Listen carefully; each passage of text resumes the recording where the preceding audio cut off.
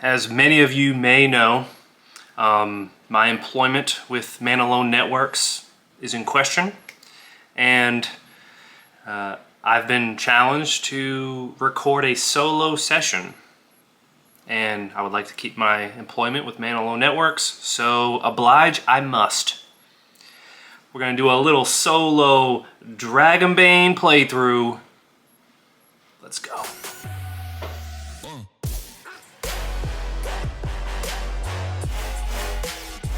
I am Sacred with the Sacred Art of Gaming, and if you love tabletop gaming, solo gaming, everything surrounding it, you just like to talk about gaming, you're in the right place.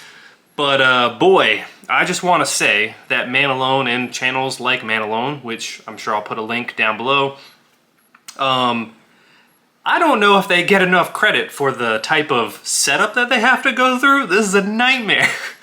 The logistics of the camera. If you've ever looked at a Sacred Art of Gaming video and was like, oh my god, Sacred, he's got everything so well put together, I promise you that is not the case. This operation especially is held together by duct tape and fishing line, at best. So, woo, man, like I'm balancing.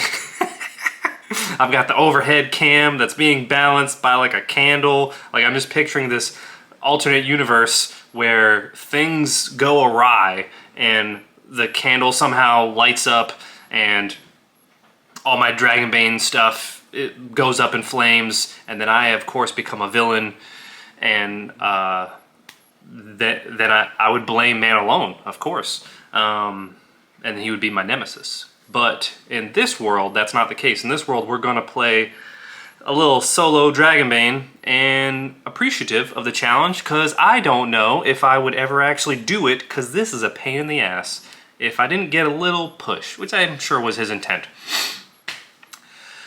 Oh boy. Alright. Never solo played in front of someone before, so this is weird. Never mind on the internet. So what I'm gonna do is, I thought it'd be a little too much to dive right into like the Dragonbane adventures, so I kind of just threw a random thing together. I did roll up this character, Frostbite Bloodhunger. I will be upfront with you. I chose the profession. I rolled everything else. Oh, except for the gear. I wanted a bow.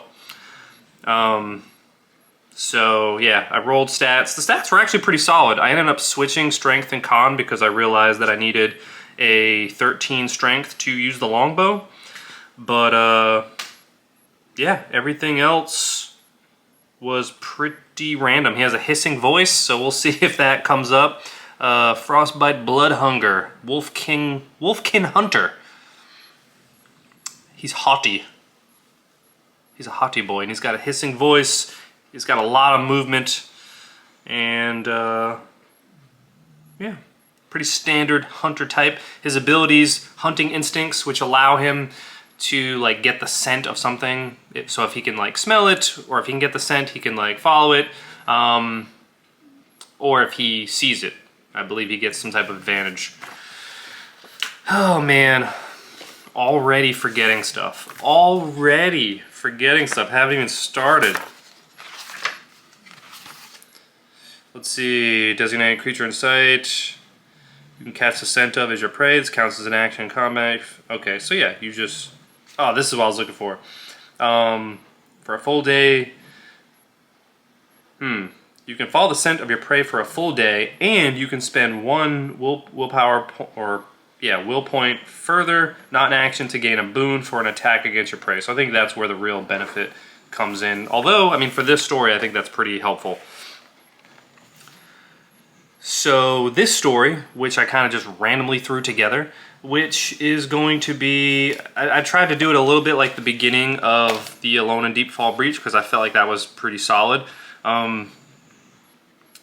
It's going to start with, I put Griffin initially because that was like the easiest, and he's like a brand new character, flying creature, and I, for whatever reason, got hung up with roles that I wanted to be a flying creature. But I mean, maybe not. Maybe it's a dragon, maybe it's a manticore.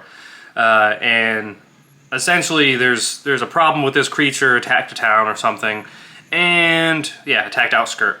So He's approached by the survivor. We know there's going to be 5 steps. We're going to start with him being approached in the wilderness, and then we will end with the showdown, I can only assume, with this mysterious flying beast. Alright, and it was nice to break out the cards and stuff, and I actually didn't use, whenever I did the solo play, it was all kind of theater of the mind.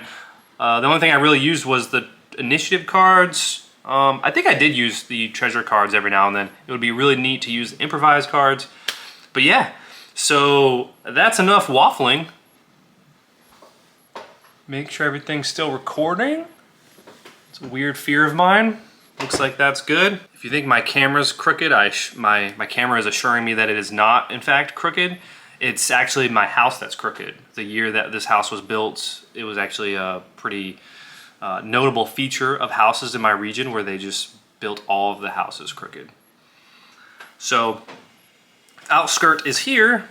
I like to imagine that this is taking place somewhere like around here, right? Somewhere in this Drakmar Pass.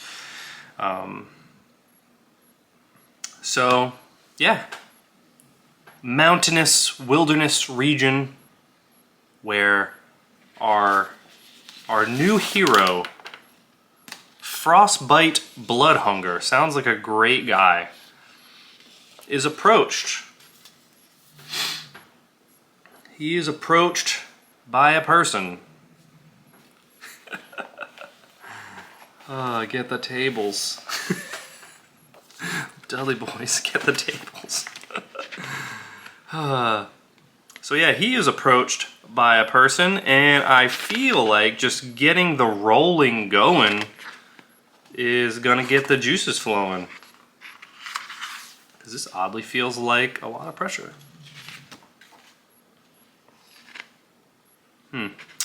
This does not give me what I wanted it to give me. But I guess it really does not matter. I kind of have it memorized to some degree. So who approaches me? Wow, what an embarrassing way to start.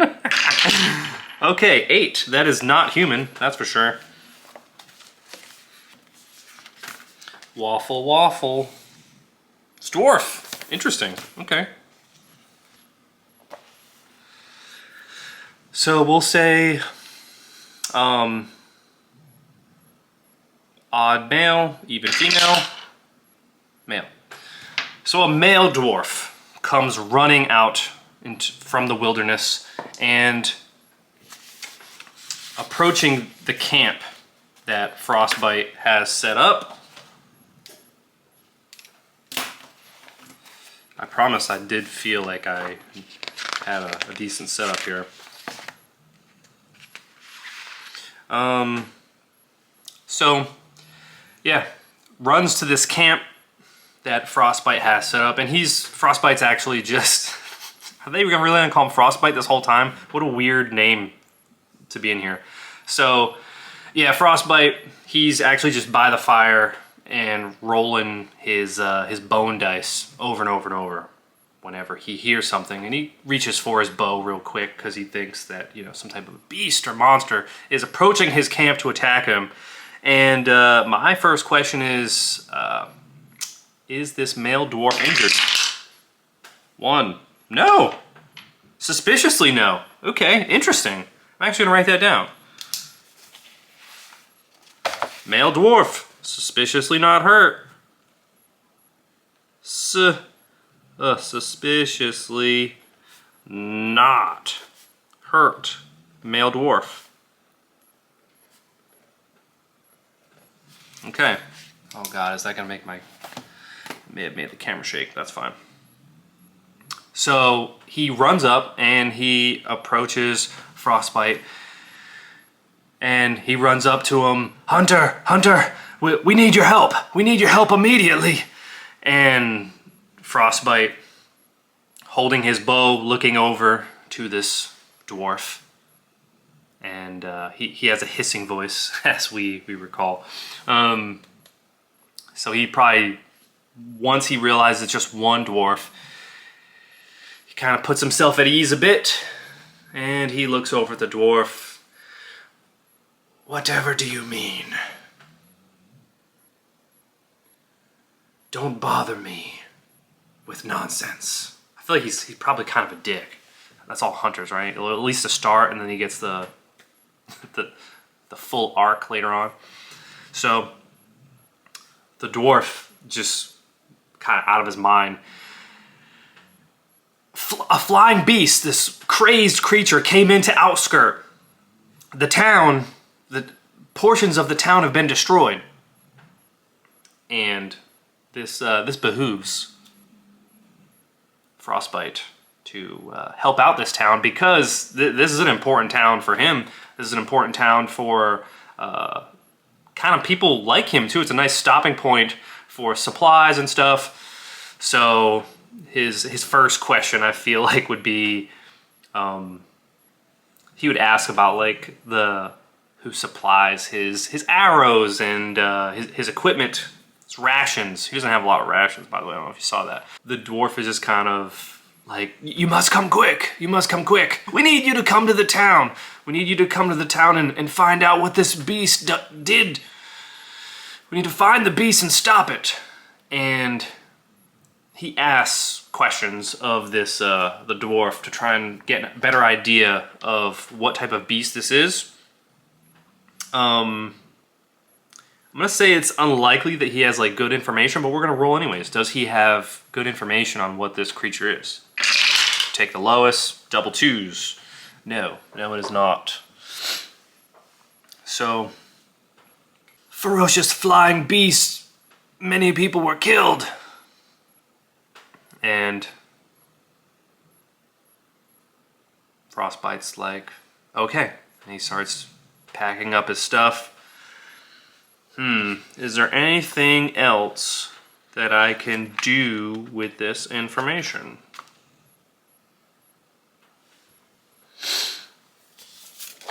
Look at our character sheet here. He's not a very charismatic boy, that is for sure. Myths and legends or beast lore? Well, let's take a... I am not 100% sure. I have been a little out of the solo and Dragonbane game as of late. Core skills. I think this is kind of in a way good to show. So beast lore. Alright, so this is for animals or monsters. Good to know. And then myths and legends. When trying to remember stories of old times or distant lands, okay, so this actually does kind of sound like a little bit of beast lore, but you know what? I think I want to hold on to that until, like, maybe he can actually observe some evidence, kind of like Witcher style. So, he says, all right, yeah, I'll head into town. That looks pretty close. Looks pretty close. I mean, how many days travel do we think that would be? I think that's got to be like one day. That actually doesn't look far. And he's got a road like right there. I think he's good. So he is heading into town. Do you think it is reasonable? We'll ask the Oracle. Is there any like bandits, for example, that basically could be taking advantage of the people trying to flee Outskirt? So you've got these, 3 to 4 different directions. So I think it's worth asking if maybe they are trying to hold people up and get a toll or rob them or whatever whenever they are leaving that town. Let's see. 2. No, that's not the case. So we're gonna say it is smooth sailing to Outskirt. And whenever he approaches, let's would this be, so we have the inspiration table, that's not really what we want. Aha. Yeah, so I think it's worth rolling on this guy. How we're gonna do this, roll a d20. I don't know if this is really going to help us. So yeah, this doesn't really apply, but I think what we can do is use section 2 here, roll a d4 and that many times on the location details. That is what I want. So let's do that. d4, d4, d4, d4. Did I not plot a d4? I was so confident I wouldn't need a d4. Okay, so let's see how many of those we will be rolling on. Roll that many times. And then location details below. Okay, so we're gonna roll a d4. 4! So we're gonna do it 4 times. I say we just do one of each at that point.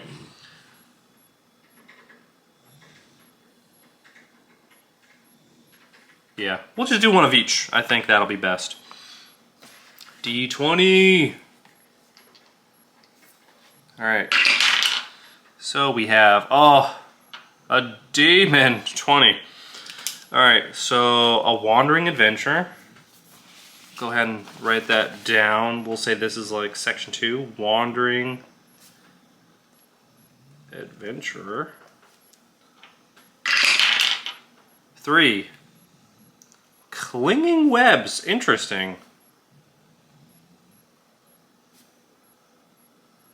Did not expect that. Another demon. Unsettling laughter.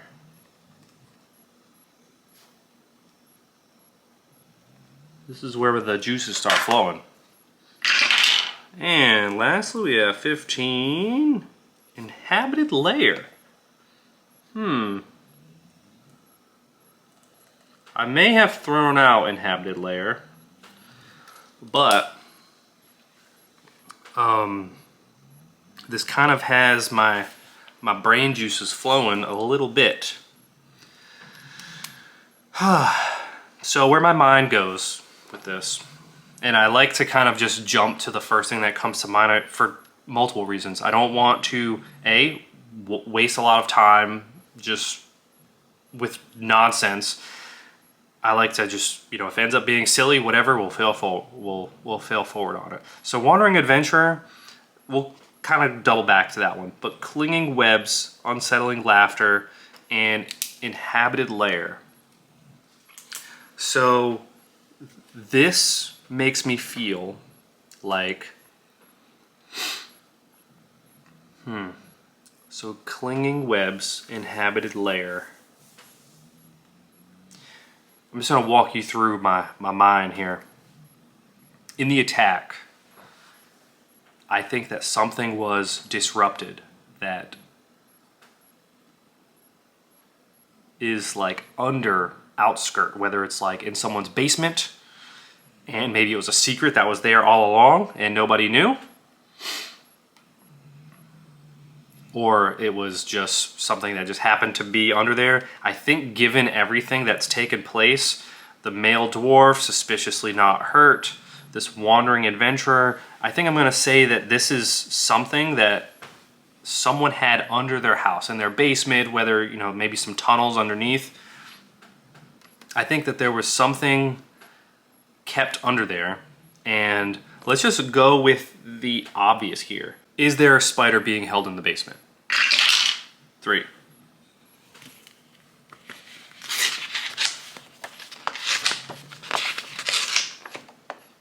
No. No, there is not a spider being held in the basement. Okay.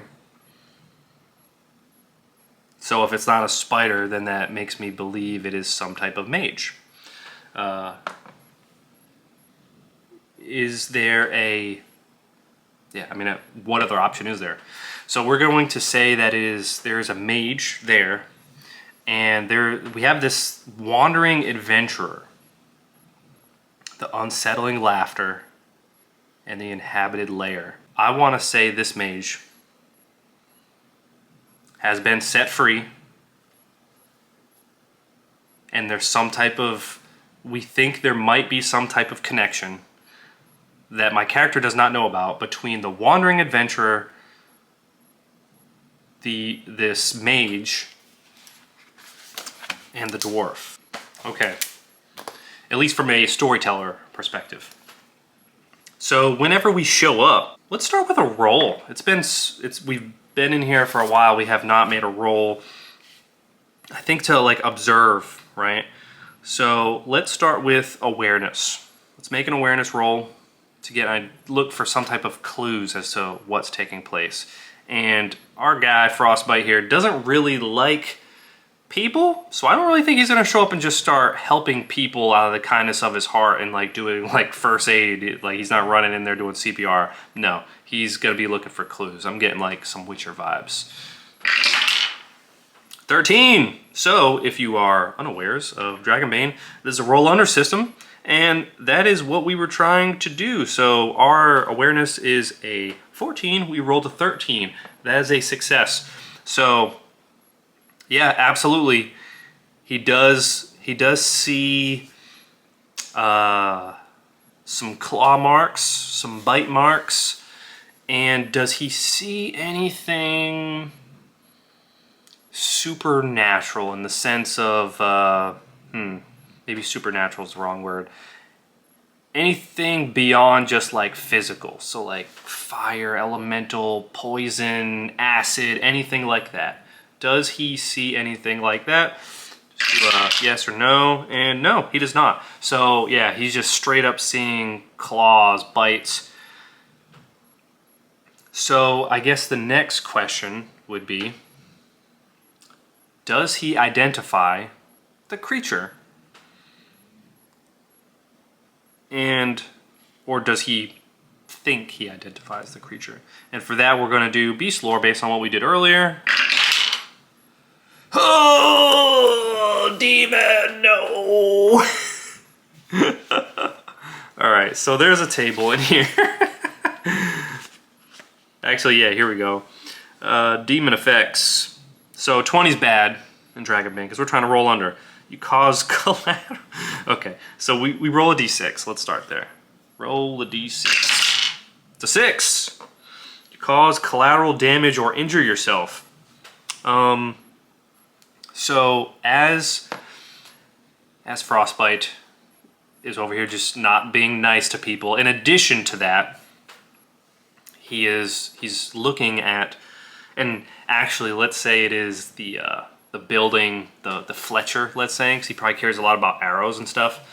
He's actually going to his building, or her building, and observing. Let's say there was quite a bit of damage done there. And as he is observing, he's trying to look around, he's looking around the pillars and stuff, and the very foundation, and as he's doing that, it starts to crumble, fall apart, and let's see. I guess we could make a roll out of this, huh? Can he evade this? Because I like to think that he has gone in, which is what causes, he's moving stuff around, right? Or else this wouldn't have happened. So let's roll an evade. He is an evasive boy. 18. That's not good. That's not good. Do we want to push our roll? This will be another good representation of the rules. So, that's another thing I may have to double check on, if it's something that, like, can you do it after the fact? The problem with playing too many games sometimes is that you mix up, you almost know too many rules. So if you fail, okay, so if you fail, that's what we want. You could choose the push roll, which means you make another attempt, the new result applies. You can never push a demon, that's good, that was my next question. And can't, okay, and then you get one of these conditions.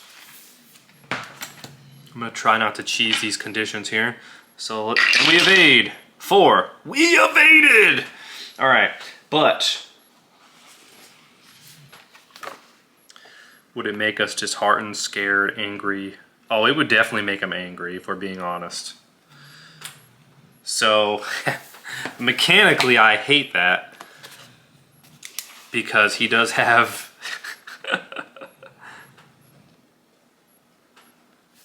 Angry Intelligence Bane. For the experience, throw that in there. I'll be honest, if I was playing by myself, I would really try. I would probably try and justify a Charisma Bane or something. Sometimes it just doesn't make sense, but I mean, if we're being honest, I could have made Strength work if I really wanted to. But Angry jumped out at me. Let's go with that. Let's go with our gut.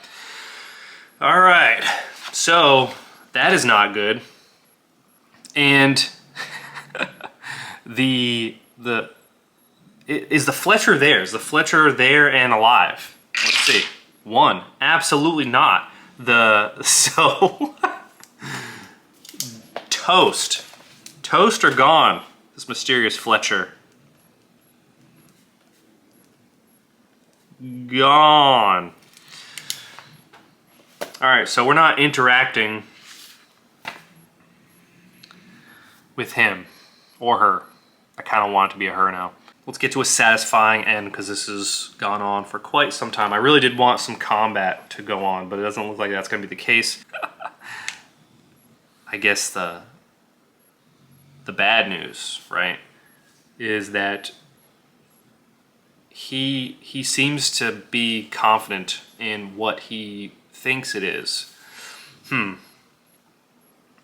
And we could probably make a roll on this. I've got 4 flying creatures that I can very clearly see. We'll say 6 is dragon, 5 is manticore,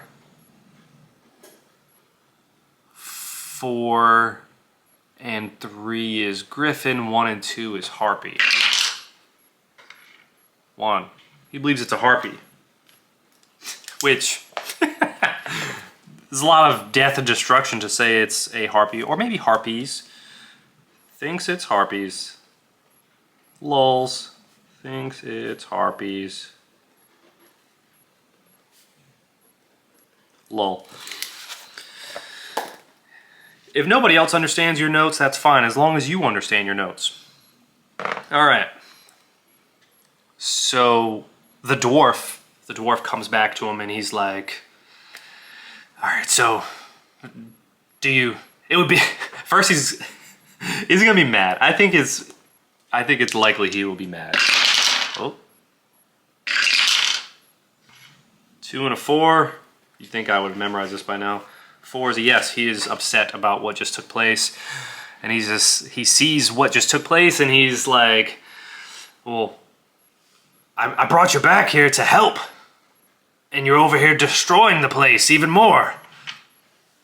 And Frostbite just looks over at him and he's like, but I got the information that I needed.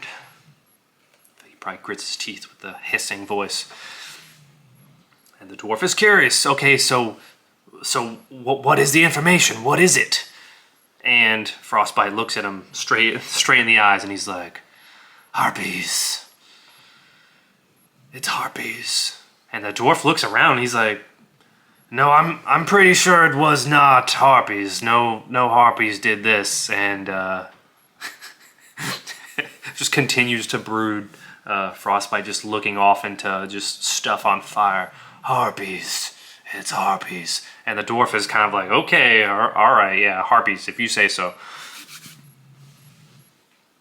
And the dwarf is like, so what's the plan then? What are you gonna do? What are you gonna do about the harpies? And Frostbite, he's kind of like looking off into the horizon. And he thinks for a moment, gotta find the nest. Get rid of the nest. Man, am I really just becoming Geralt? I realized with the hissing voice. He's Wolf Geralt, which is he's a wolf too. Oh man, I'm so sorry guys, I'm so sorry. But so yeah, he lets him know he's got to find the nest. And This would be very tricky with his hunting situation, his little hunting instincts that he has. Because that would really lead him astray. And I don't know if we want to quite go on that crazy of an adventure. So we'll say he's looking off into the horizon. And does he have an idea? Let's just ask. Does he have an idea of where he thinks he should go? I think this is like 50-50. 3. No. No, he has no idea. He has to get more information. And I do think it is worth investigating this whole unsettling laughter layer situation, because nothing he has is giving him anything. So that's the thread that we have to pull on. So pull we must. Does the dwarf mention any of that? I kind of want to say no. 4 and 5. So basically what I did here is I'm kind of doing like advantage, disadvantage, bane, boom, whatever. 4 is still a yes. So he does mention.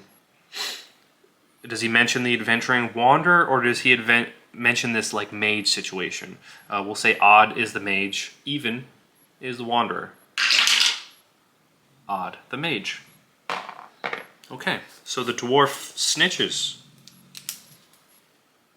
Snitch. Let's write that down. All right. So he lets him know that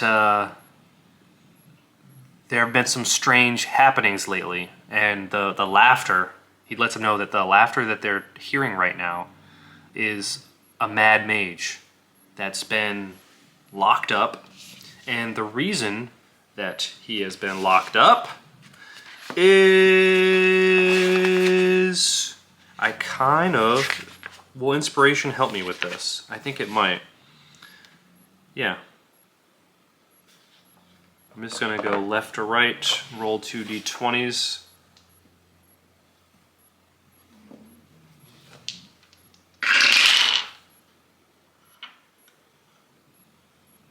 Five and 9. So we have destroy, hunt. Interesting. Destroy, hunt.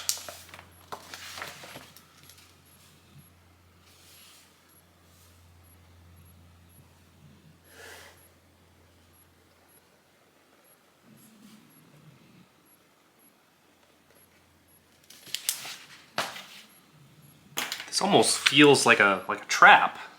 It's starting to feel that way, isn't it? I don't think that the dwarf would say all of that. I think this is a setup. I think the dwarf is setting up Frostbite to deal with this mage. Why that is, I do not know yet. So, and it sounds like this mage is also kind of wanting to deal with Frostbite.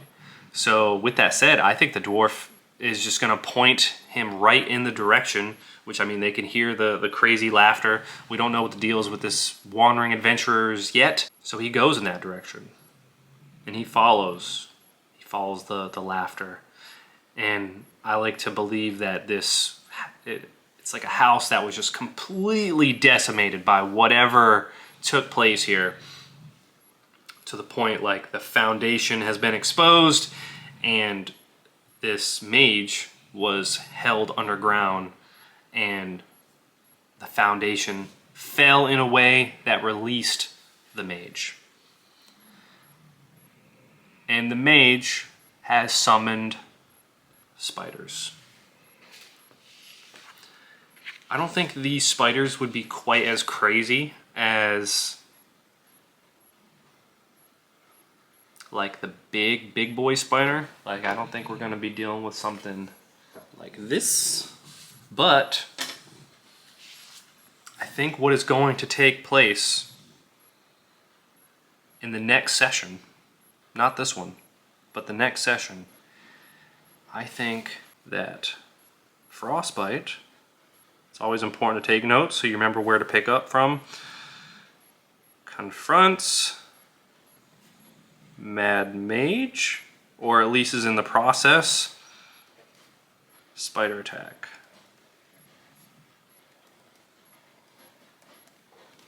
Alright. So, man, this is harder than it looks. Man alone, I don't know how you do it, as well as many others. So we are going to cut this off here. We do have the, I'd say we're probably in section 2 here. And this is what's going to lead to Spider Ambush. What's kind of cool about what's happening though, what we do know is that there's a flying creature, us as the audience, right? So we know there's a flying creature. We know that our protagonist believes it to be harpies, and he is mistaken. He believes it wholeheartedly, but he is mistaken. That's going to lead him astray. But in addition to that, we do have this dwarf. This dwarf that snitched on the Mad Mage. And we do have this wandering adventurer, which we know nothing about yet. We have the wandering adventurer, and somehow the dwarf, the mage, the wandering adventurer, and our protagonist are tied. Or at least the Mad Mage. So yeah, the dwarf and the Mad Mage, I assume, are enemies. The wandering adventurer and the Mad Mage, I guess we don't know. But and then myself and the Mad Mage are enemies too. I kind of feel like the dwarf may be an enemy as well, but we shall see.